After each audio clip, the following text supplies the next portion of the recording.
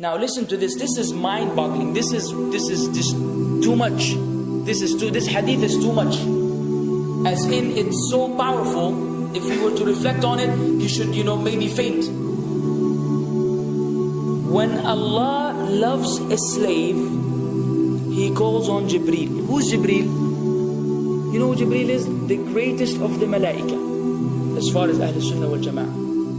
The one whom when the Prophet ﷺ saw, he fainted alayhi salatu wasalam, because of his wings had covered the horizon. Jibreel, the angel who's responsible for the most virtuous thing, which is conveying the revelation from Allah to the messengers of Allah.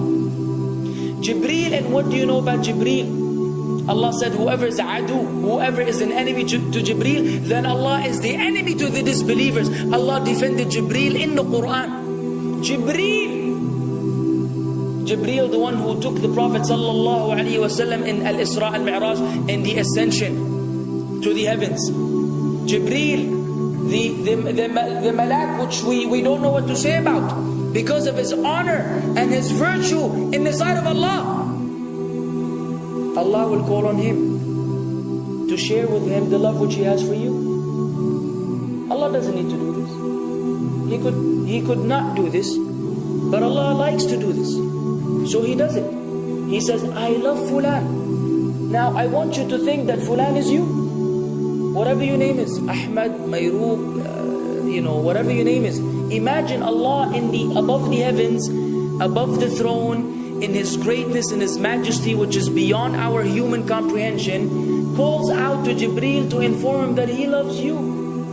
And not only that, فَأَحِبَّهُ, then He commands Jibreel to love you also. So Jibreel now loves you. Allah and Jibreel love you.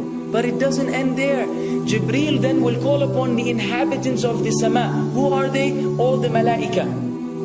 How many? We can't even count. Trillions and trillions of malaika which Allah created beyond our, again, human comprehension. All of them are commanded simultaneously to love you. First Jibreel says, Allah loves Fulan, so now you have to love him. Then all of the angels in the heavens love you. Then Allah will place acceptance for you on earth. So people will love you. Not everyone. You may be saying, why do I have enemies? People who love the Sunnah will love you. The people who love Allah and His Messenger will love you. The people who are upon the correct aqidah and methodology will love you. Other people may hate you because of a problem in them, not because of a problem in you. Because you may say, well, this fasik, this evil, disobedient person doesn't love me. Don't expect him to love you. He loves people like himself. Who will love you? Righteous people. Righteous people. They don't know why. They don't even know why.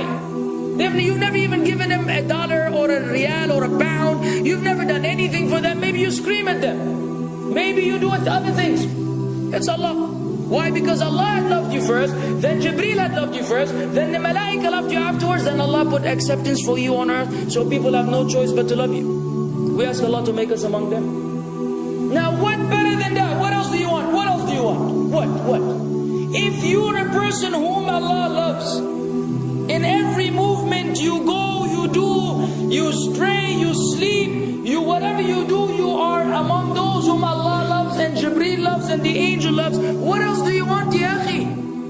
You're guaranteed success in this life and in the life to come. Guaranteed. No way Allah will punish you. No way. No way Allah will punish someone whom He loves. But the hadith doesn't stop.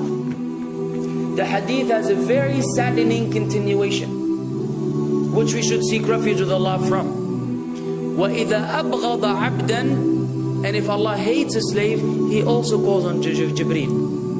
And He informs Jibreel that He hates this person. So He will command Jibreel to hate this person. Then Jibreel will tell the angels to hate this person. Then Allah will put hatred for him on earth. La ilaha illallah. Imagine you walking upon the planet, the face of the earth which Allah created, while Allah hates you, and the angels hate you, and Jibreel hates you, and the righteous people hate you. What a sad state for a human being. And ikhwan, we could be one of those as well. If you are prideful, arrogant, you are qualified for this hatred, because Allah does not love kulla mutakabbirin jabbar. Allah does not love the arrogant, the prideful. If you go against the sunnah, then Allah does not love those who go against the sunnah. If you don't observe taqwa, and you don't observe ihsan, and you don't observe tawbah and tatahur, then again we are disqualified. If you, many things which we can mention, many things which will bring about Allah's hatred and deprive us of Allah's love. It's a very sensitive situation, meaning right now, you have to be one of these two. Either Allah loves you or He doesn't.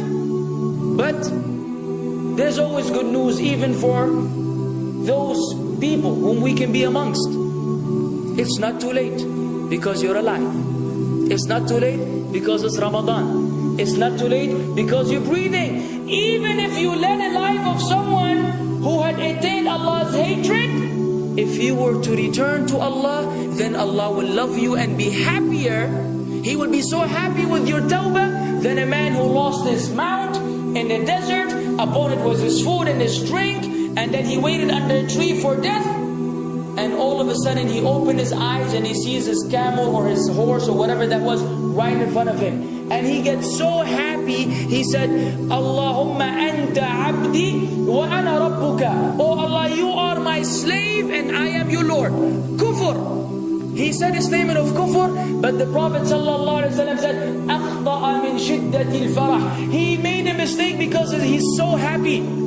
You know when you're so happy that you may say things against what you want to say? When you're so happy that you just, you say words that mean nothing to anyone? Allah is happier when you return to Him than that person.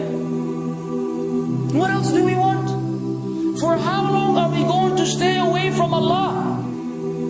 For how long are we going to lead the life of the heedless? For how long are we going to go against the sunnah? What are you waiting for? Death? Death. حتى إذا جاء أحدهم الموت قال رب ارجعون لعلي أعمل صالحا فيما تركت كلا. Until when death comes to one of them, you say, oh Allah, allow me to return so that I may do good in that which I left behind. And it will be said to him, no, it's only a word. إِنَّهَا كَلِمَةٌ هُوَ قَائِلُهَا. It's nothing but a wish and a word he will have. It will not be fulfilled. Let us not wait for death, ya akhwan. If each one of us here, by Allah, if each one of us here acted upon the sunnah, lived according to the sunnah, and invited people to the sunnah, and enjoyed what is good, and forbade what is evil, wallah, we will make a major change in the city in which we live. And if Muslims hearing this all over the world had that same attitude, then we will change the condition of the whole ummah. So no enemy can come and play games with us. We will squash them, all of them. Because Allah will defend. إِن تَنْصُرُ اللَّهِ يَنْصُرْكُمْ وَيُثَبِّتْ أَقْدَامَكُمْ. If you aid Allah's deen, Allah will aid you and will keep your feet firm. But we don't even live according to the sunnah, let alone be given victory over the enemies. So we're being humiliated in everywhere we go in the world. So let us make that change. Now that Ramadan is here, now that you've been given this sudden inclination towards good, if we don't succeed, if we don't take advantage of this month, wallahi, we are losers.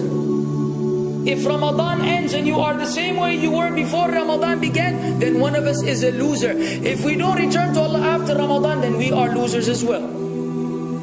So tonight, bi'idhnillah, always on our mind, attaining Allah's love, acquiring Allah's love, fetching for the sunnah, and acting upon it whenever we're able to do so.